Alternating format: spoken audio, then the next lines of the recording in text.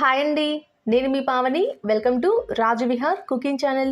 ఈరోజు మనము విలేజ్ స్టైల్లో టమాటా రోటి పచ్చడిని సింపుల్గా టేస్టీగా ఎలా తయారు చేసుకోవాలో చూద్దాము.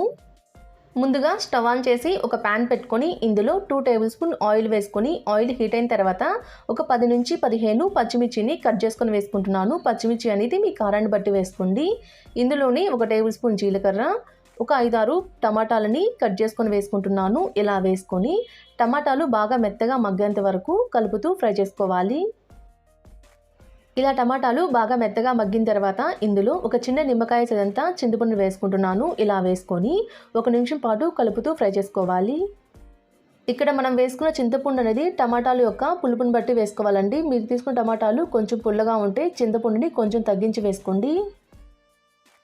ఇలా 1 నిమిషం పాటు ఫ్రై చేసుకున్న తర్వాత ఇందులో కట్ చేసుకున్న కొత్తిమీరని కాడలతో సహా వేసుకుంటున్నాను. ఇలా వేసుకొని ఓసారి మొత్తాన్ని కలుపుకోవాలండి. ఇలా కలుపుకోవడం వల్ల అందులో ఉన్న వేడికే కొత్తిమీర కొంచెం మగ్గుతుంది. ఇప్పుడు దీన్ని పక్కన పెట్టుకొని చల్లారనివ్వండి. ఇలా చల్లారిన తర్వాత వీటి మొత్తాన్ని ఒక మిక్సీ జార్లో వేసుకోవాలి. ఇలా వేసుకొని ఇందులో ఒక 5 వెల్లుల్లి రెబ్బల్ని తొక్కు తీసుకొని కొంచెం కచ్చాపచ్చాగా దంచుకొని వేసుకుంటున్నాను. ఇలా వేసుకొని ఇందులోని ఒక 1/2 టేబుల్ స్పూన్ కల్లు ఉప్పును వేసుకుంటున్నాను. ఇలా వేసుకొని దీని మొత్తాన్ని కొంచెం బరగ్గా గ్రైండ్ చేసుకోవాలి. చూసారు కదండి, ఇలా గ్రైండ్ చేసుకుంటే సరిపోతుంది.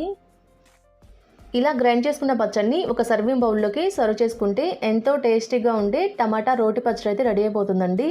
ఈ పచ్చడిలోకి పోపు అయితే అవసరం లేదండి, ఇలా డైరెక్ట్గా తినేయొచ్చు. పచ్చడి అయితే చాలా టేస్టీగా ఉంటుందండి. మీరు కూడా ఒకసారి డెఫినెట్గా ట్రై చేయండి. ఎలా వచ్చిందో నాకు కామెంట్ చేయండి. మా వీడియో మీకు నచ్చినట్టయితే మా ఛానల్ని సబ్స్క్రైబ్ చేసుకోండి. Thanks for watching.